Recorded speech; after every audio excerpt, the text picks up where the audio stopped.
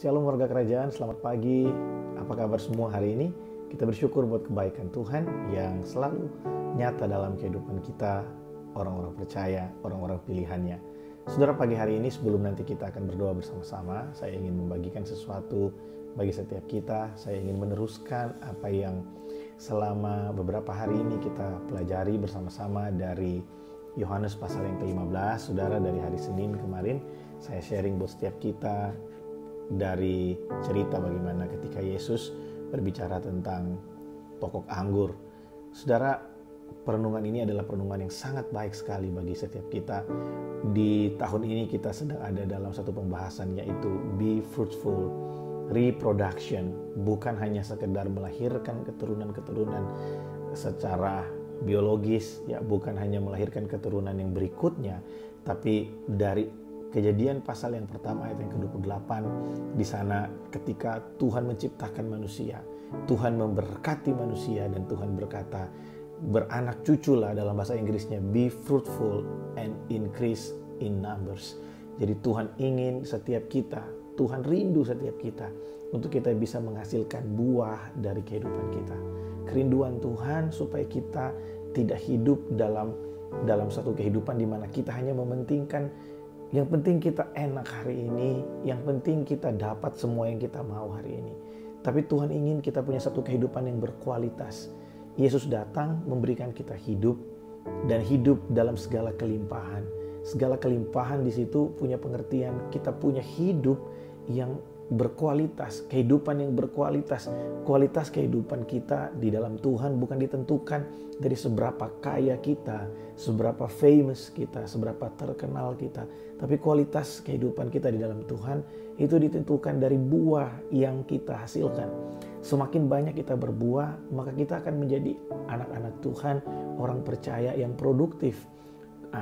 Produktif dalam kehidupan kita itu menunjukkan kualitas kita sebagai orang percaya.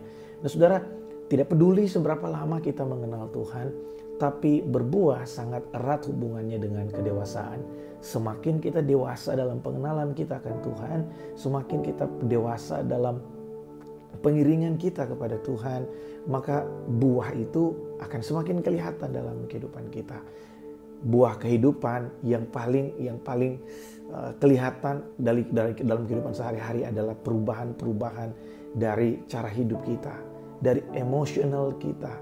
Mungkin dulunya kita adalah orang yang kurang sabar, tapi ketika kita semakin mengerti bagaimana Tuhan mengasihi kita, bagaimana kita melihat bahwa Tuhan yang menebus kita, Dia adalah Tuhan yang mengasihi musuh-musuh kita, musuh-musuhnya, sehingga kita bisa punya satu alasan kenapa kita harus sabar dan mengampuni, karena Tuhan terlebih dahulu mengampuni kita. Kalau kita mungkin sebelumnya adalah orang yang serakah, kita orangnya yang sangat takut dengan yang namanya kekurangan. Tapi ketika kita semakin mengenal Tuhan, kita mengerti bahwa kalau kita boleh ada, semua ini bukan serta-merta karena gaji yang kita terima setiap bulan, bukan serta-merta karena apa yang kita hasilkan dari pekerjaan kita, tapi ada satu faktor yang namanya the blessing. Blessing dari Tuhan yang membuat kita berhasil. Blessing dari Tuhan yang membuat kita terpelihara sempurna sampai hari ini. Nah, dari pengenalan kita akan Tuhan, kedewasaan kita dalam pengenalan akan Tuhan, itu melahirkan buah dalam kehidupan kita, yaitu buah iman dalam menghadapi kesukaran.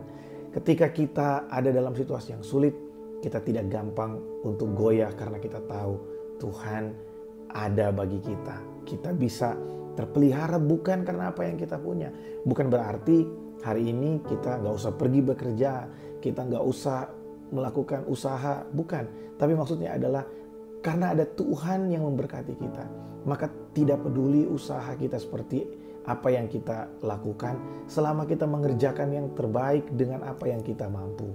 Selama kita mengerjakan tugas-tugas kita di tempat kita bekerja, di tempat kita berusaha, kita melakukan yang terbaik di situ, maka kita akan melihat bagaimana Tuhan memberkati tangan kita, sehingga apa yang dihasilkan oleh tangan kita ini menghasilkan sesuatu yang baik, saudara. Berkat Tuhanlah yang menjadikan kaya dan susah payah kita tidak menambahinya. Makanya saya ingin menguatkan Bapak Ibu Saudara hari-hari ini, mungkin di tempat pekerjaan kita, mungkin apa yang tugas yang diberikan pada kita bukan tugas yang besar, tugas yang sederhana. Mungkin kita hanya dibanding dengan yang lain, mungkin peranan kita di kantor sepertinya tidak begitu besar. Dan mungkin ada satu keraguan, ada satu kekhawatiran dalam hati kita. Cukup nggak ya penghasilan saya untuk bulan ini? Cukup nggak ya nanti? Bagaimana nanti kalau corona semakin berkembang? Bagaimana kalau corona ini tidak berhasil? Bagaimana kalau vaksinasi tidak menyelesaikan persoalan? Saudara, saya ingin memberikan kekuatan buat setiap kita. Corona tidak bisa mengalahkan kebaikan Tuhan. Corona tidak bisa mengalahkan kesetiaan Tuhan. Corona tidak bisa mengalahkan cinta Tuhan bagi saya dan saudara. Saya mengatakan ini buat setiap kita, bukan untuk membuat kita tenang dalam pengertian kita meremehkan corona. Tapi saya ingin memberikan kita satu pengertian bahwa Tuhan lebih berkuasa dari corona. Tuhan lebih berkuasa bahkan dari keadaan yang ada di sekeliling kita hari ini.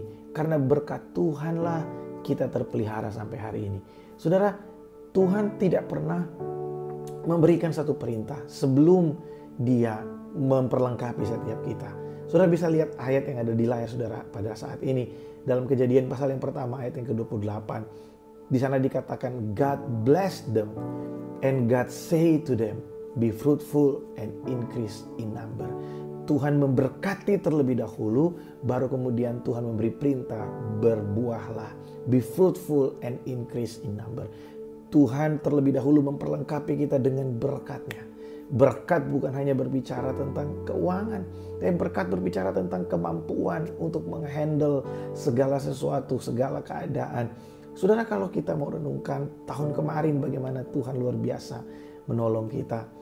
Ada salah satu teman hamba Tuhan yang berkata, kalau kita baik-baik saja sampai mengakhiri tahun 2020, itu udah luar biasa saudara. Kalau kita mengakhiri 2020 dengan keadaan baik-baik saja, itu udah luar biasa. Karena di tempat lain kita tahu ada banyak orang yang mengakhiri 2020 dengan ada di tempat tidur di rumah sakit. Bagaimana mereka tidak bisa berkumpul dengan orang-orang yang mereka kasihi karena mereka harus tetap ada di rumah sakit untuk merawat pasien, untuk melakukan ini dan itu.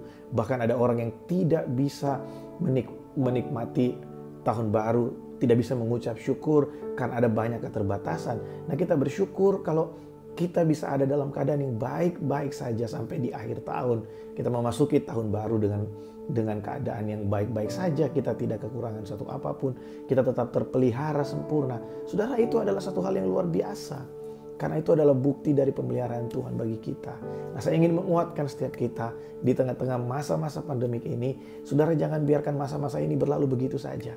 Ada kuasa kasih karunia yang akan berlaku bagi setiap kita ketika di tengah-tengah pandemik ini, di tengah-tengah kesulitan kita. Sekalipun pandemik mungkin akan berlalu, tapi jangan pernah tinggalkan pengharapan kita kepada Tuhan. Jangan pernah tinggalkan kepercayaan kita kepada Tuhan. Mari kita terus berharap kepadanya.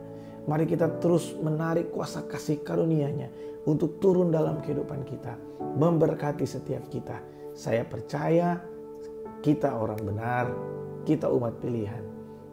Tuhan tidak pernah meninggalkan saya dan saudara. Karena Tuhan tidak pernah janji langit akan selalu cerah. Pasti akan datang hujan. Bahkan hujan lebat sekalipun akan datang.